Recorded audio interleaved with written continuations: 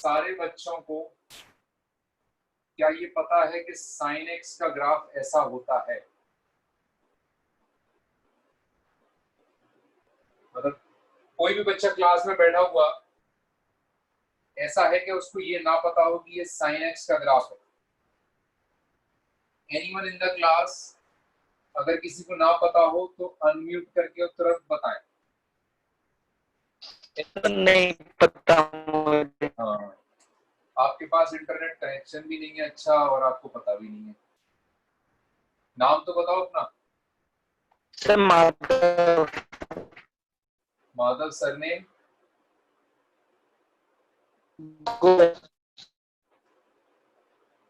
जब तक आप लोगों के पास एक strong wifi internet connection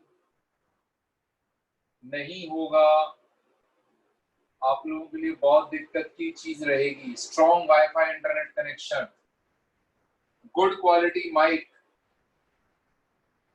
good quality mic,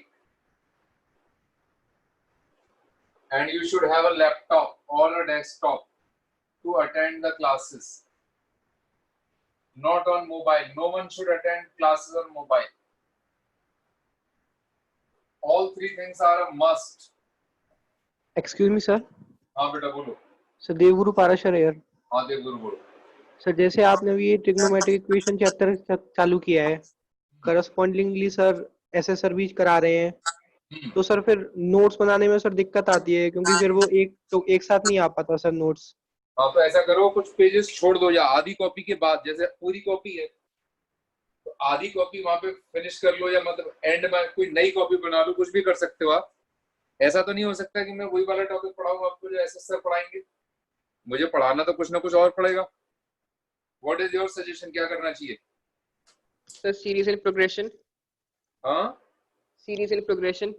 ये उसमें क्या होगा? सीरीज एंड प्रोग्रेशन नया टॉपिक नहीं है वो, उसमें उसके लिए वो दिक्कत नहीं है कि जो अभी देवगुरु पूछ रहे हैं, दिक्कत तो वाली फिर भी आएगी। मैं तो सर टॉपिक हम पूरी ऐसा कर लेंगे कि आपके जो आप पढ़ाओगे उसकी अलग अलग कॉपी और जो सर पढ़ाएंगे उसकी अलग कॉपी। हाँ तो मेरी वाली के लिए, ये वाले के लिए दूसरी कॉपी बनाओ ट्रेवल इक्वेशंस के लिए। ओके सर कंटिन्यू में रखते हैं ना। जैसा बेटा जिस बच्चे को अच्छा लगे, ये फालतू की चीजों से ना मेरा टाइम वेस्ट मत करवाओ।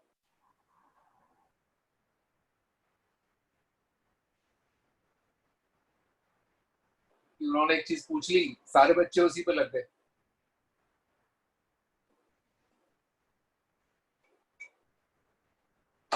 You should know how to differentiate between an important issue and a non-existent issue. अब देवगुरु आप ऐसी चीज पूछोगे कि सर अब मैं क्या करूँ, मतलब उन्होंने ये टॉपिक करा रहे हैं, आप ये करा रहे हो, मैं लिखूं कहाँ पे? अब बताओ, ये इशू आप अपने लेवल पे हैंडल करोगे या इस इशू को मैं हैंडल करवाऊंगा? तो आप हाँ मतलब खुद से हैंडल करो उस चीज को, वरना क्लास में बच्चे इतने सारे मौजूद हैं, वो सब पूछने लग जाएंगे ऐसे बात। हाँ बोलो बेटा। जब तक आवाज आएगी नहीं, कितनी भी बार सर कह लो, उससे क्या होगा?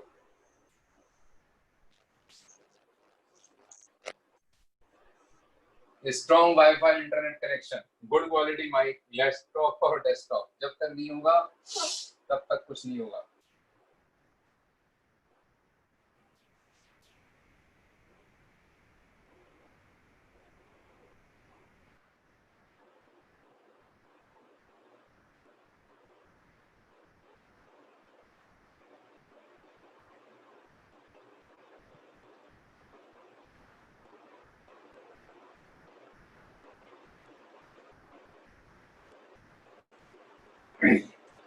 तो आप सब बच्चों ने जब क्लास 10 तक ट्रिगोनोमेट्री पढ़ी है, उसमें आपको पता है कि साइन 30 डिग्री हाफ होता है, साइन 45 डिग्री 1/√2 होता है, साइन 60 डिग्री √3/2 होता है।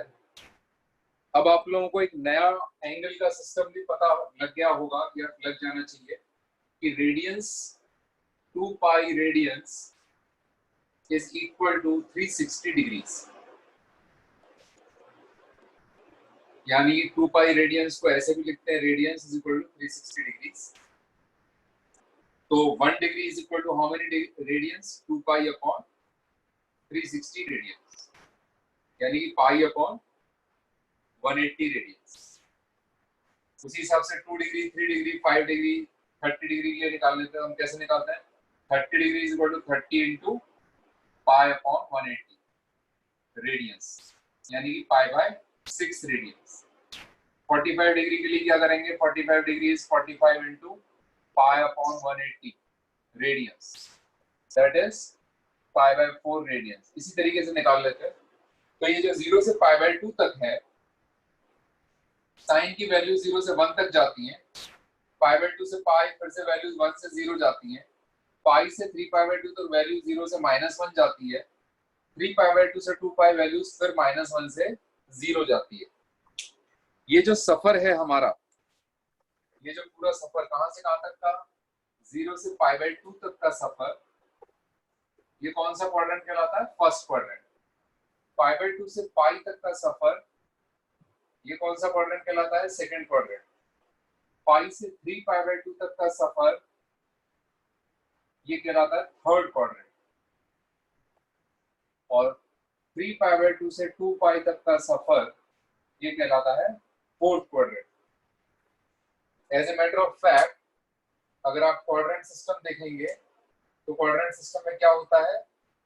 0 से 90 डिग्री फर्स्ट क्वाड्रेंट, 90 से 180 सेकंड क्वाड्रेंट, 180 से 270 थर्ड, 270 से 360 fourth quadrant. So we have all 4 different quadrants, first, second, third and fourth। ये फर्स्ट क्वाड्रेंट है 0 डिग्री से 90 डिग्री तक।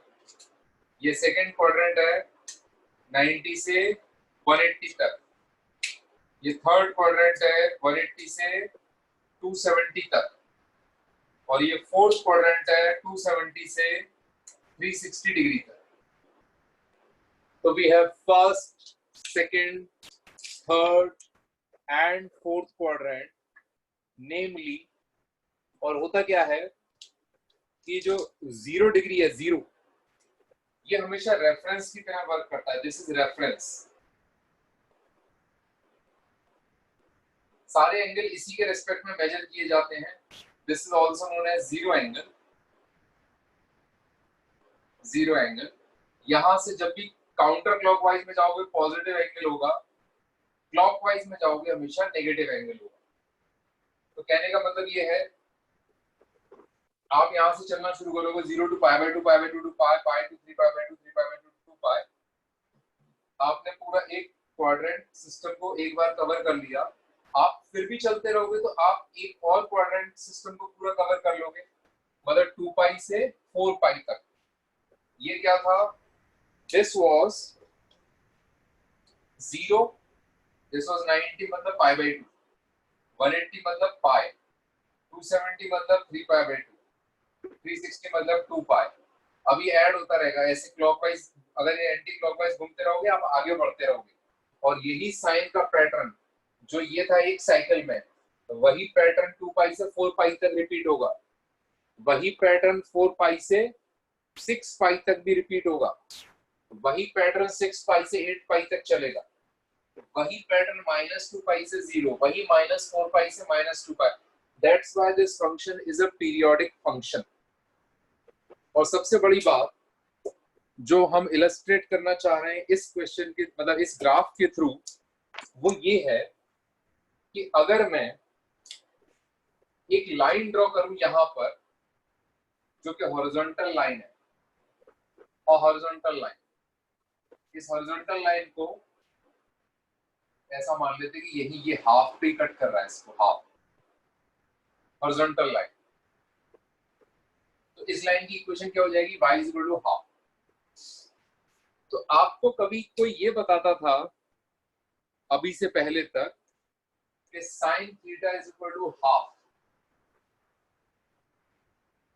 Sign theta is equal to half?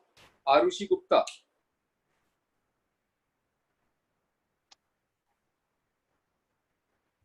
Yes sir. Sine theta is equal to half, तो theta की value क्या होगी? So 30 degree. 30 degree. Any other possible value of theta other than 30 degree? So 30 degree plus pi. Plus pi. मतलब 30 degree plus 180. बेटा अगर देखो 30 degree में 180 अगर ऐड करेंगे Sorry sir. 30 degree plus 2 pi. Plus 2 पाई, चलो हाँ एक तो ये हो गया, यहाँ से यहाँ जाएंगे तो प्लस 2 पाई तक यहाँ पे, लेकिन बीच में ये भी आएगा, Yes sir. ये एंगल भी आएगा या नहीं आएगा? Yes sir आएगा. और इससे पहले यहाँ अगर जाएंगे तो ये वाला एंगल भी आएगा, Yes sir. और यहाँ भी जाएंगे तब भी एक एंगल आएगा, और उसके थोड़ा सा आगे और जाएंगे तब भी एक एंगल आएगा, आएंगे कि नहीं आएंगे? Yes sir आएगा. So there will be multiple angles for which sin theta becomes equal to half. Getting my point? Yes Very sir. good. ठीक है, म्यूट कर ले। कैसी चल रही है पढ़ाई बेटा आपकी? Yes sir अच्छी चल रही है. मेहनत कर रहे हो? Yes sir. लेकिन सर वही थोड़ा सा इशू हो जाता है कि 1 week मतलब अच्छे से चल गई, कंसिस्टेंटली अच्छी पढ़ाई हो गई, लेकिन एक दिन अचानक से बहुत पुअर हो गया, कुछ दिन में हो ही नहीं पा रही है. So that's what I said कि मतलब rather than making a daily basis goal, make your weekly goals कि भाई पूरे वीक में 7 days हैं, 168 hours हैं, और somehow on a minimum basis I have to clock 42 hours. Yes sir. तो एक दिन खराब चला गया, 2 दिन खराब चले गए, मेरे पास फिर भी 5 दिन तो बचे हैं, मुझे तो हफ्ते भर में बस पढ़ाई उतनी करके दिखानी है. और सर कभी कभी मतलब बहुत ज्यादा सैचुरेशन हो जाती है, एक ही रूटीन और एक ही पूरा सब कुछ, क्योंकि लॉकडाउन भी है, कुछ और है नहीं, तो बहुत ज्यादा सैचुरेशन हो जाती है, तो मतलब क्या कर सकते हैं? ये इशू सारे लोग फेस कर रहे होंगे, आप अपनी छोड़ो, मैं अपनी खुद की बात करूं, मतलब suppose I am hold up in my flat in Mumbai Andheri Lokhandwala, और मेरा रूटीन एक ही है कि मैं सुबह उठ के I do my household chores also, because maids are not allowed here because of the COVID infection possibility. So I have to do a lot of household chorus, make our food, attend the classes, everything. तो मेरे case में भी monotonicity आ सकती है, मतलब I can feel bored, I can feel very frustrated and all that stuff. So what I do from my side is keep myself engaged in an activity which intrigues me or which interests me a lot. और वो activity definitely मेरे daily routine का part जरूर होती है, और वो activity single activity नहीं है, वो multiple activities हैं. It can be reading a good book, it can be listening to music, it can be doing some other stuff, watching a good movie, कुछ भी हो सकता है. So that just to keep my interest alive, just to keep कि हाँ there is something to look forward in a daytime. और ऐसा भी हो सकता है कि जरूरी नहीं है पढ़ने का टाइम फिक्स कर लो, आप शफल कर सकते हो, जो पढ़ने का टाइम ये वाला, कुछ खेल कूद करने का टाइम दूसरा वाला, या मतलब कुछ ना आप पीएनसी लगा सकते हो, परम्यूटेशन कॉम्बिनेशन. जरूरी नहीं है कि आप एक पर्टिकुलर रूटीन को फॉलो कर रहे हो. At least there should be some activity in a whole day to which you should look forward. एक 24 घंटे के स्पैन में at least half an hour 1 hour की ऐसी कोई भी एक्टिविटी हो which can be productive, non-productive or anything, but you should look forward to that activity and that keeps your excitement going.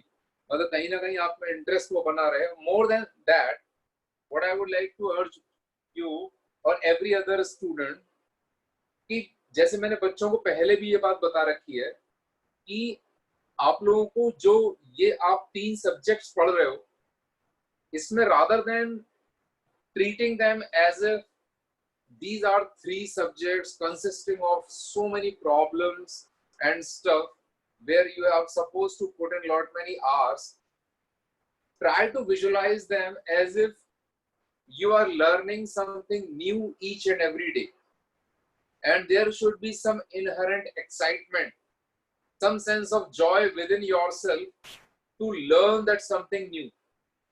अब वो एक्साइटमेंट को या लर्निंग के जॉय को आप कितना अलाइव रख सकते हो, सिर्फ उतनी ही देर पढ़ो, उसको कभी भी अपने ऊपर बर्डन मत बनने दो. Try to think in those terms. I think I have given you a little bit of framework from my side. Maybe you can put in your input and make something out of it, और शायद कुछ चीजें work कर सके वैसा. और definitely ऐसा नहीं है कि एक दिन खराब निकल गया तो उसके लिए आप आगे के दिन को भी वो करो. Anyway, तो sin theta is equal to 1 जैसा बच्चे देख रहे हैं, sine theta is equal to half, यहाँ पर भी हो रहा है और यहाँ भी हो रहा है, और ये डिस्टेंस जितनी है उतनी ही डिस्टेंस ये भी है, जितनी डिस्टेंस ये है ये भी उतनी ही है, यहाँ पर जितनी है ये भी उतनी ही है, ये भी उतनी ही डिस्टेंस है। तो ये एंगल अगर π/6 था तो ये एंगल कितना हो जाएगा, पाई माइनस π/6। ये एंगल अगर π/6 था तो ये वाला एंगल कितना हो जाएगा, 2π प्लस π/6। ये एंगल कितना हो जाएगा, दिस विल बिकम 3π माइनस π/6। ये एंगल कितना हो जाएगा, माइनस 2π प्लस π/6। ये एंगल कितना हो जाएगा, माइनस पाई माइनस π/6। कितने बच्चों को अगर किसी बच्चे को ये बात समझ में ना आ रही है इस ग्राफ को देख के कि थीटा की ये मल्टीपल वैल्यूज आएंगी कि साइन थीटा को अगर हाफ बनना है, y की वैल्यू को अगर हाफ बनना है, इट्स अ हॉरिजॉन्टल लाइन, जहां जहां पे कट करेगी वहां पे x की वैल्यूज क्या आ रही हैं, ये अगर किसी भी बच्चे को समझ में ना आ रहा हो तो अनम्यूट करके पूछ लें, जो मैंने यहाँ पे वैल्यूज लिखी है। अगर ये डिस्टेंस π/6 है तो ये भी π/6 होगी, ये भी π/6 होगी, ये भी π/6 होगा, ये भी π/6 होगा। तो sine theta is equal to half के लिए थीटा की मल्टीपल वैल्यूज आ रही हैं, और वो थीटा की मल्टीपल वैल्यूज क्या क्या है, what are those values, we have theta is equal to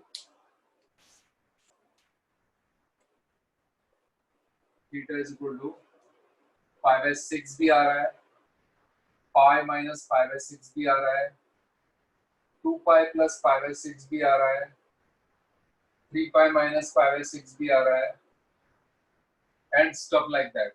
और अगर नेगेटिव साइड पे जाके देखोगे तो माइनस पाई माइनस π/6 भी आ रहा है, इससे लेफ्ट की तरफ जाना है, इससे राइट की तरफ जाना है तो माइनस 2π प्लस π/6 जा रहा है, और उधर जाएंगे तो माइनस 3π माइनस π/6 होगा, या फिर माइनस 4π प्लस π/6 होगा। ये सारी वैल्यूज इसकी आएंगी थीटा की अगर साइन थीटा को हाफ बनना है, और इन सारी वैल्यूज को एक सूत्र में पिरोने के लिए, एक फॉर्मूले में कंबाइन करने के लिए we can write a general formula, and that general formula will look like theta is equal to n pi minus 1 की पावर n π/6। तब बच्चे चेक करके देखें n की अलग अलग values, n belongs to integers, integer मतलब 0 प्लस माइनस 1 प्लस माइनस 2, और चेक करो ये वैल्यूज आ रही हैं कि नहीं आ रही। Theta is equal to n pi plus minus 1 की पावर n π/6। और अगर बच्चों ने ग्राफ ड्रॉ कर लिया हो तो maybe I can erase this graph.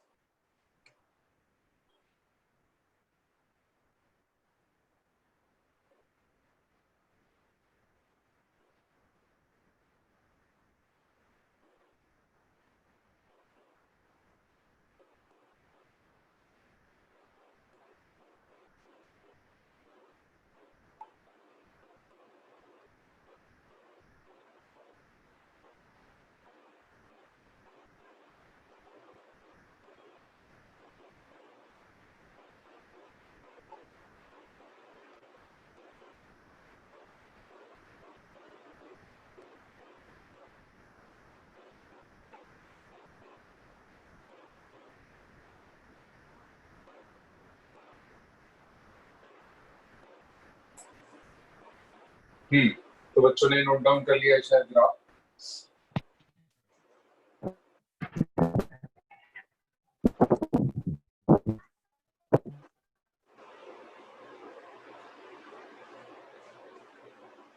Sir बोलो बेटा। सचिन कुमार है। हाँ बोले सचिन कुमार। सर वो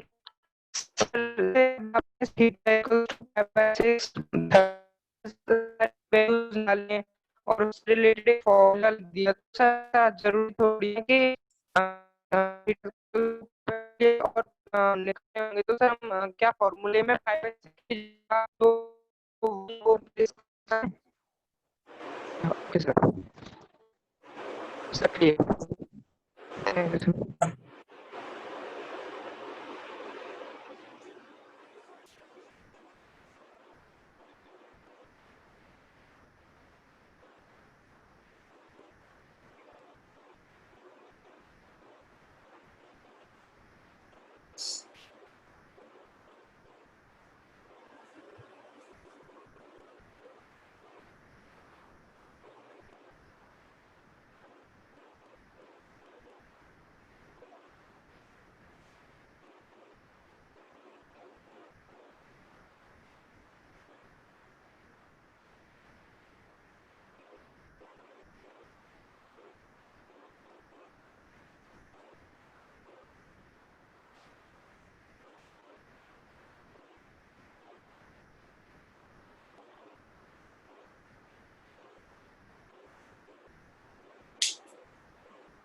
तो कहने का मतलब ये है, there is something called principal period.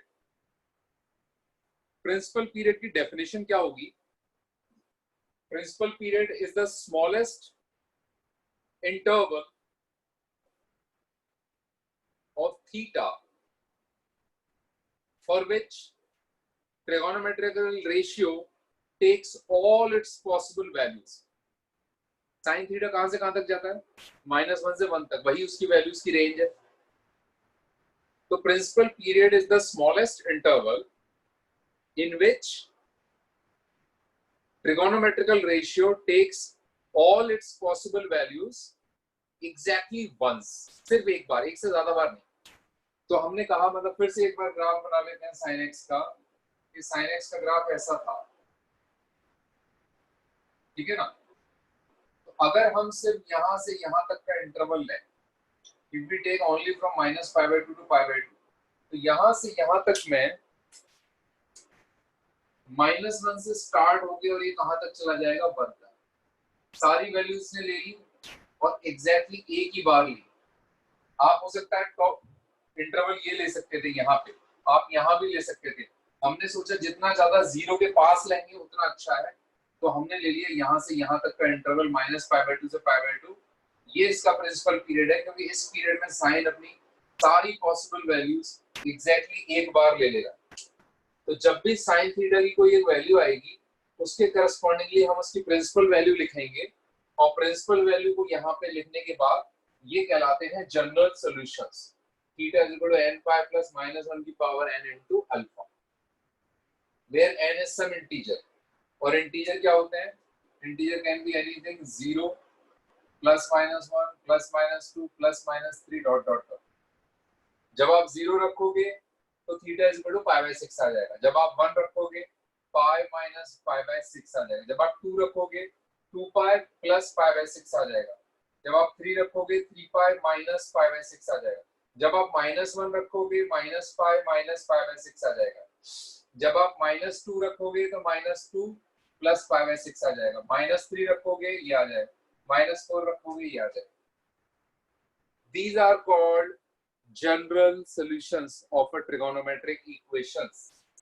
sin theta is equal to sin alpha के लिए theta is given by n π plus -1 की power n into alpha, where alpha belongs to principal period।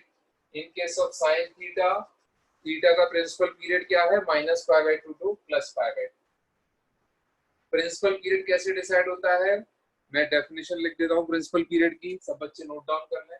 वैसे मैं बोल के बता चुका हूँ और यहाँ पे लिख दे रहा हूँ। I am writing it here.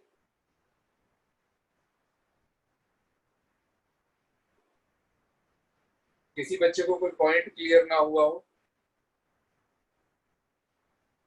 Sir principal period बता दीजिए सर साइन थीटा के लिए। क्या कह रहे हैं? प्रिंसिपल पीरियड साइन थीटा के लिए सर आपने लिखे ना। हाँ, नाम क्या आपका? नाम पुष्पेंद्र सर, पुष्पेंद्र निवारिया। हाँ पुष्पेंद्र, आपको ये दिखाई दे रहा है साइन का ग्राफ?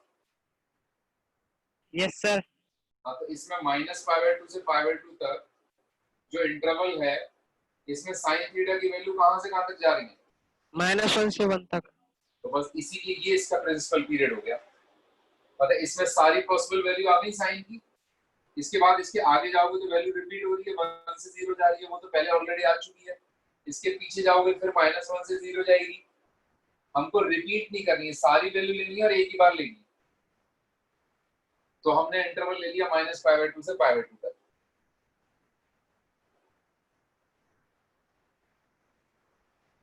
ओके सर, पर सर आपने वो यहाँ पे लिखा है ब्रैकेट में सर, क्लोज्ड ब्रैकेट में सर, हाँ -π/2 तक। तो हाँ।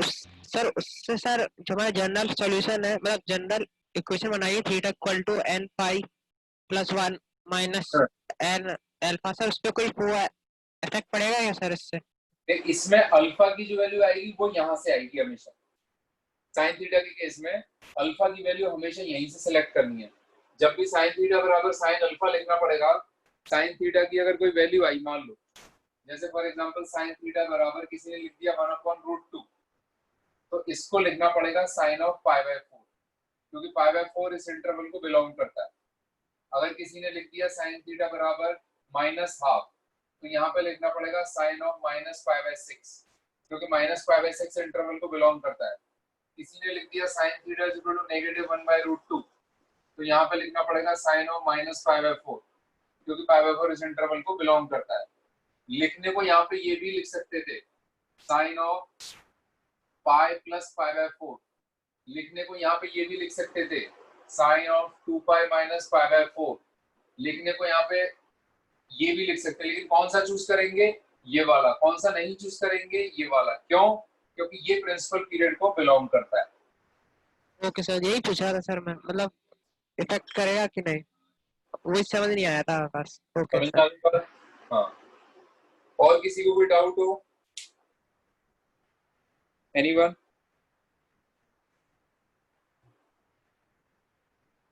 चलो,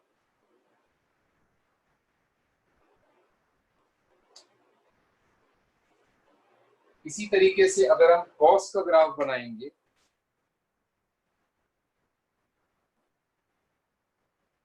तो कॉस थीटा का ग्राफ लुक्स लाइक दिस।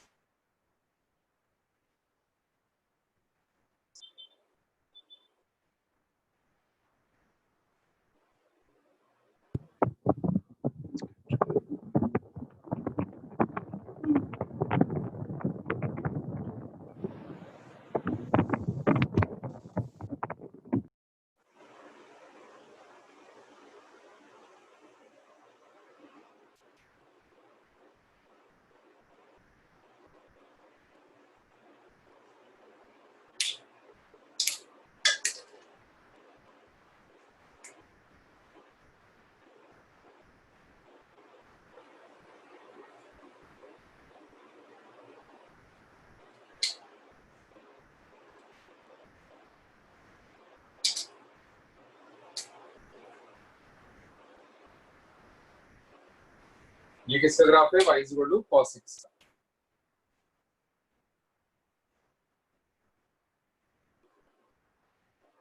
ये वैल्यू कितनी है? +1।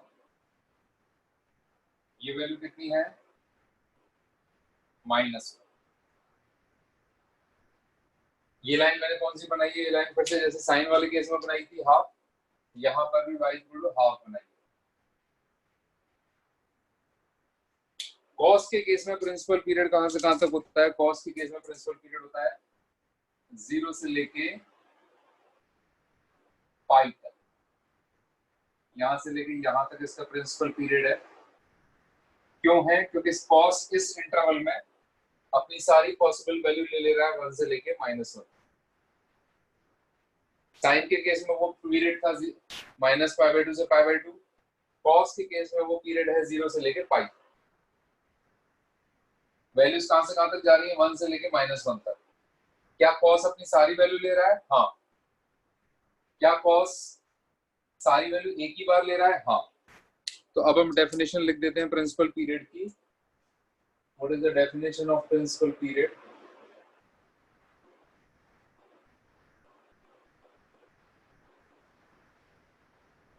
Smallest interval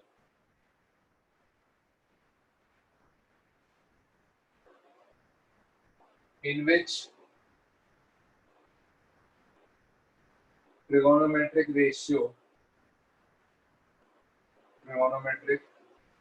ratio takes all possible values exactly once.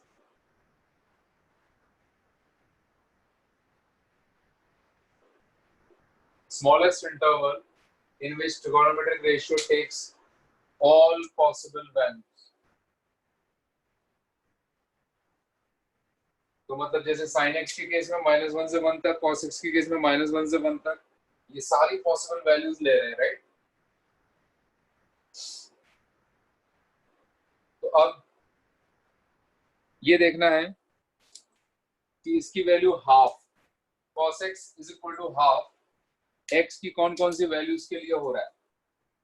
cos x is equal to half, principal value आपको पता है cos π/3 होता है, cos 60 डिग्री होता है, हाफ की वैल्यू क्या होती है? cos 60 degree.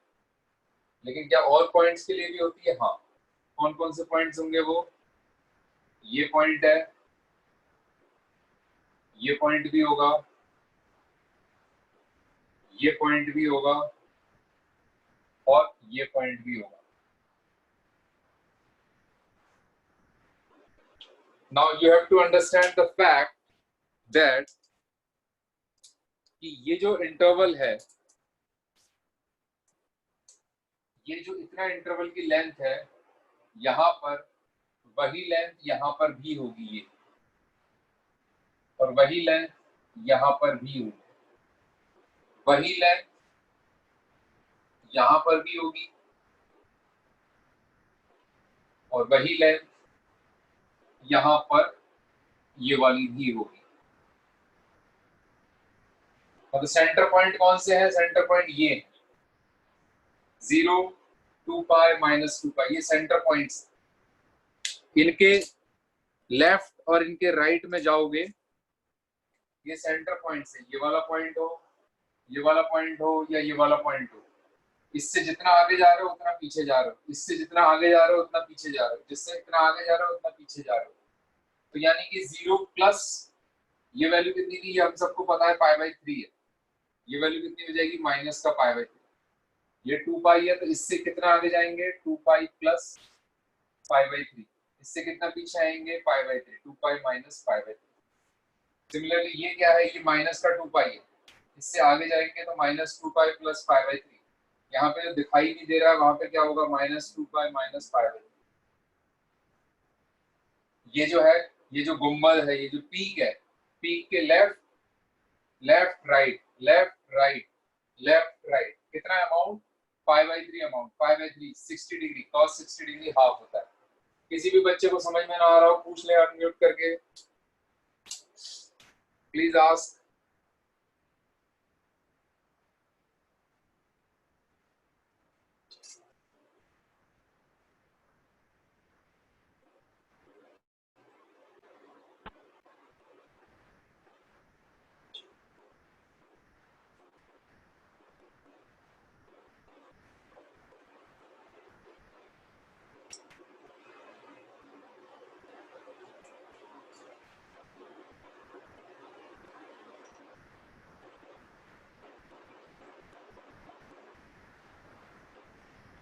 सर हाँ बोलो बेटा, नाम क्या है? आर्यन। आर्यन बोलो। सर सर हम प्रिंसिपल पीरियड पाई से 2π या और भी तो कुछ ले सकते थे।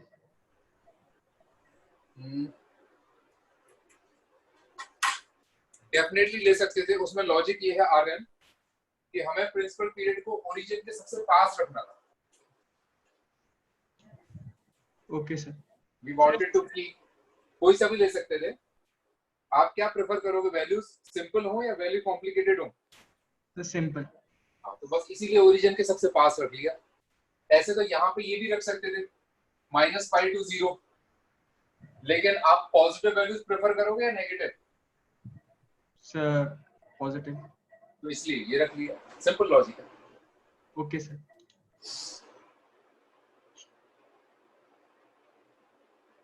जैसे आर्यन के दिमाग में आया बात ये प्रिंसिपल आपने यही क्यों चूज किया, ये क्यों नहीं कर लिया, इसके आगे वाले क्यों नहीं कर लिया, इसके पीछे वाले कर लिया, क्योंकि इनमें भी -1 से 1 तक ही जा रही है वैल्यू और एक ही बार जा रही है। तो उसका लॉजिक सिंपल ये है, हमें ओरिजिन के जितना करीब, जितना नजदीक, जितने पास, जितना समीप, जितना नियर रख सके उतना पॉसिबल अच्छा है। उसमें भी अगर पॉजिटिव और नेगेटिव में चॉइस हो तो पॉजिटिव रखेंगे। अब साइन के केस में ओरिजिन के पास भी रखना है, पॉजिटिव भी रखना है, ऐसा पॉसिबल नहीं है। आधा पॉजिटिव जाएगा, आधा नेगेटिव जाएगा, इसलिए -π/2 to π/2 इंटरवल हो गया। तो कॉस का प्रिंसिपल पीरियड इज 0 to π। और कॉस के जो सॉल्यूशंस आ रहे हैं, देख रहे हो आप, cos x = ½ के π/3 के सॉल्यूशंस क्या आ रहे थे? सॉल्यूशन आ रहे हैं 0 + π/3, 0 - π/3, 2π + π/3, 2π - π/3। सिमिलरली लेफ्ट की तरफ जाओगे तो -2π - π/3, -2π + π/3। इसी तरीके से थोड़ा और आगे निकलोगे 4π + π/3, 4π - π/3। तो इसका जो जनरल सॉल्यूशन आएगा वो आएगा x = 2nπ ± π/3।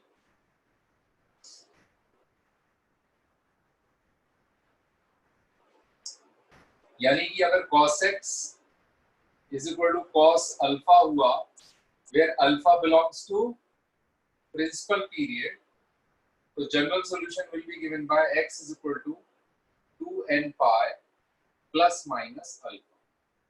This is general solution in case of cos. General solution.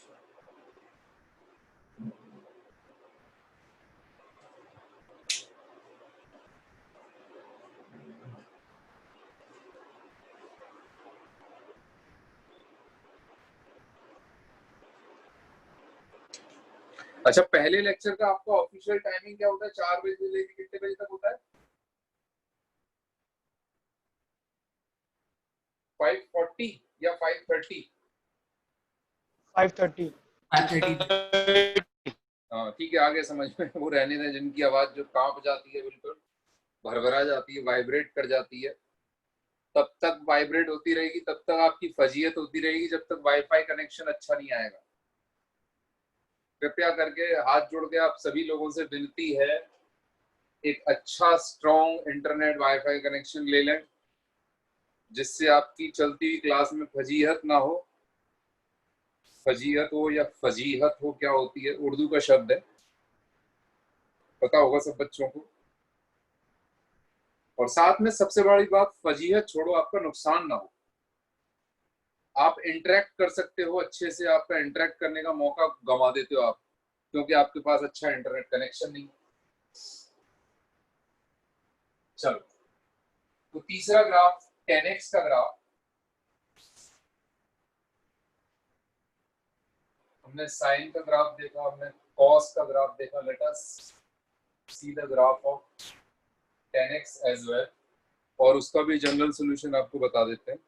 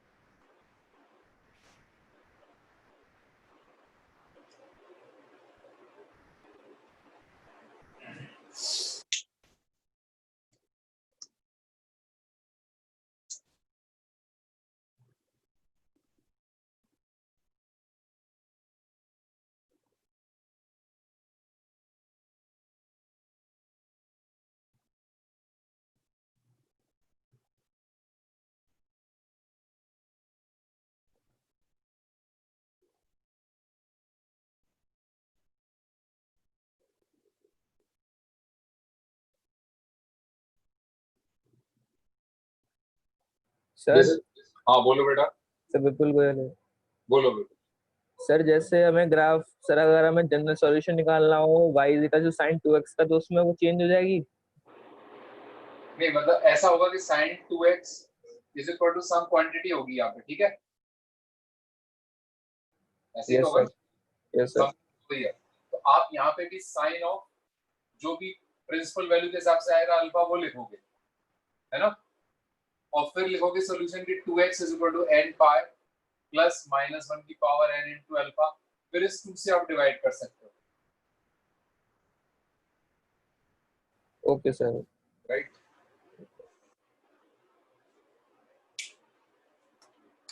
ऐसे रहेगा इसमें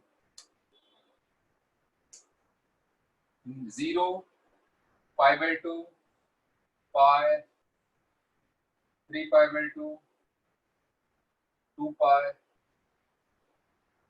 -π/2। सारे नए बच्चे, new student batch 3, I hope आप लोगों को तीनों ग्राफ समझ में आए हों। पहला sin x का था, दूसरा cos x का, तीसरा tan x का।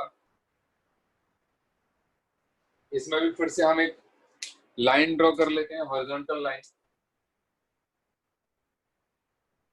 और इस हॉरिजॉन्टल लाइन को मान लो हमने कह दिया ये है y = 1/√3, क्योंकि हमें पता है tan थीटा = 1/√3 का जो सॉल्यूशन होता है वो क्या आता है, 30 डिग्री आता है। tan theta = 1/√3 is theta = 60 degree, मतलब 30 डिग्री, मतलब अल्फा की वैल्यू, थीटा तो नहीं कहेंगे, tan थीटा = 10 π/6 बोलेंगे। प्रिंसिपल वैल्यू इसके केस में कहां से कहां तक रहेंगी, principal will remain from -π/2 to π/2, और इसके केस में तो देखना काफी आसान है, क्योंकि जो काम इसके साथ इसके बीच में हो रहा है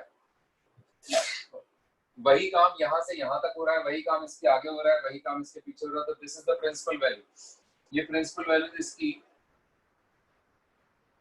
-π/2 से +π/2 के बीच में रहेंगी, और इसमें -π/2 π/2 इंक्लूड नहीं रहेंगे। तो principal period in case of tan x, यहाँ पे लिखते हैं tan थीटा = 10 π/6,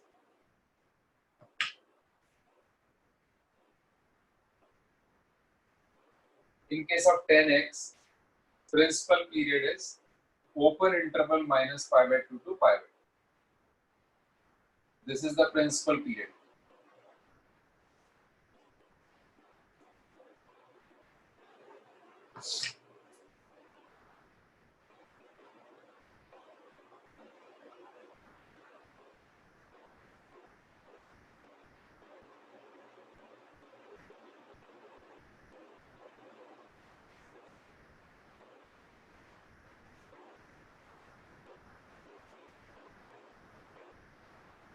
सर बोलो बेटा।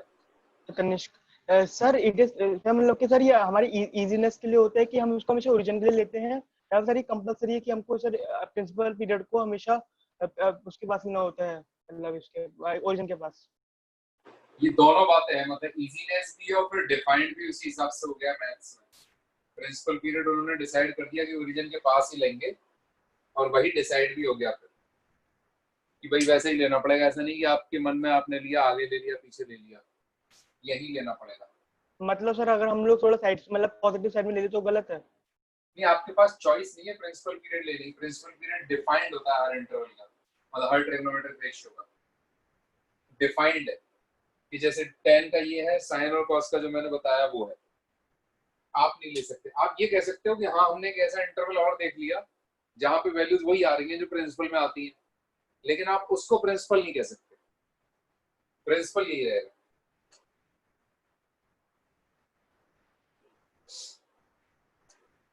तो ये पॉइंट है π/6, ये क्या हो जाएगा पाई प्लस π/6। इसके आगे वाला क्या आएगा 3π प्लस π/6। ये पॉइंट क्या आएगा -π प्लस π/6। ये पॉइंट क्या आएगा -2π प्लस π/6। तो जनरल सॉल्यूशंस कैसे आ रहे हैं, मतलब अगर इन सॉल्यूशंस को एक साथ कंबाइन करें तो थीटा की वैल्यूज कैसी आ रही है। थीटा आ रहा है π/6 या पाई प्लस π/6 या 2π प्लस π/6, या फिर इस तरफ जाएंगे तो -π प्लस π/6 -2π प्लस π/6। तो general solution will look like theta is equal to n pi plus 5/6, और हम कह सकते हैं, जनरलाइज कैसे कर सकते हैं कि tan theta is equal to tan alpha, theta is given by n pi plus alpha, where alpha belongs to principal period. Here we finish it. Sin cos 10, 3 minute extra ले लिए गए आपके इंटरवल टाइम में से, जिसको बच्चे कह रहे थे बड़ा कर दो, हमने उसको छोटा कर दिया है थोड़ा सा आज के लिए पर्टिकुलरली। मेहनत करें, जोश के साथ अलाइव रहें कि